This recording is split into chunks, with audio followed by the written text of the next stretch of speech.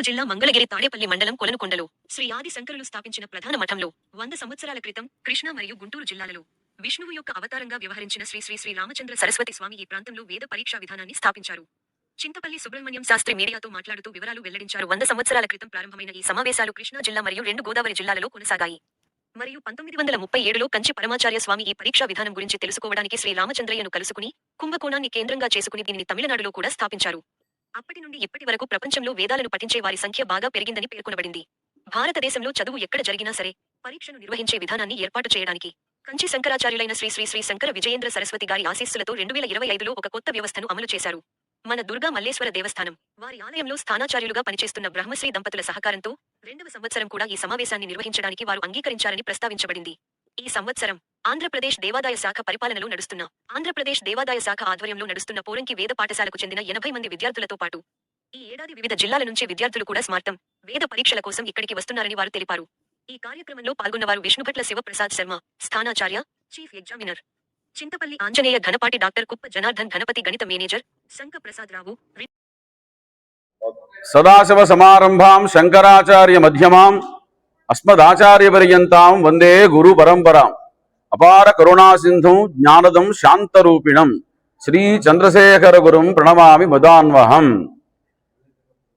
ఆస్తిక మహాశైలందరికీ శంకర జయంతి శుభాకాంక్షలు తెలియజేస్తూ, కృష్ణా గుంటూరు జిల్లాల్లో సుమారుగా 100 సంవత్సరాల క్రితం అపర మత్స్యావతారమూర్తిగా కొనియాడబడ్డ శ్రీ శ్రీ శ్రీ రామచంద్రేంద్ర సరస్వతి స్వామి వారు ఈ ప్రాంతంలో వేదాభివృద్ధి కోసం వేద పరీక్షా ప్రణాళిక వ్యవస్థను ఏర్పరిచారు. 100 సంవత్సరాల క్రితం ప్రారంభమైన ఆ సభని ఆధారం చేసుకొని కృష్ణా జిల్లాలో అలాగే ఉభయ గోదావరి జిల్లాలో కాక కాంచీ పరమాచార్య స్వామి వారు 1937వ సంవత్సరంలో శ్రీ రామచంద్రేంద్ర సరస్వతి స్వామి వారిని కలిసి ఈ పరీక్షా ప్రణాళిక విధానాన్ని తెలుసుకొని కుంభకోణం కేంద్రంగా తమిళనాడులో కూడా ఈ పరీక్షా విధానాన్ని వారు ప్రారంభం చేశారు. నాటి నుంచి నేటి వరకు అవిచ్ఛిన్నంగా కొనసాగుతున్న సమయంలో లోకంలో వేదం చదువుకునేటువంటి వాళ్ళు బాగా పెరిగారు. అనేక ప్రాంతాల్లో ఉండటం వలన మనం కొత్తగా ఈ కృష్ణా గుంటూరు జిల్లాల వాళ్ళ ఇండి భారతదేశంలో ఎక్కడ అధ్యయనం చేసినా ఇక్కడ మనం పరీక్ష అమలు జరపడానికి ఒక విధానాన్ని కాంచీ శంకరాచార్యుల వారు శ్రీ శ్రీ శ్రీ శంకర విజయేంద్ర సరస్వతి స్వామి వారు అలాగే అనేక మంది మహానుభావులు తపస్సంపన్నులు మనకు సూచన చేశారు.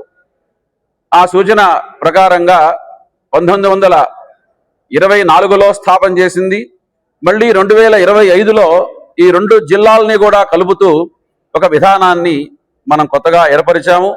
ఈ 2వ సంవత్సరంలో మన దుర్గా మల్లేశ్వర స్వామి దేవస్థానం వారి సౌజన్యంతో అలాగే వారి దేవస్థానంలో స్థానాచార్యులుగా పనిచేస్తున్నటువంటి బ్రహ్మశ్రీ విష్ణుభట్ల శివప్రసాద శర్మ దంపతులు ఈ సంవత్సరం ఈ సభని ఇక్కడ చేయాలి అని సంకల్పించారు.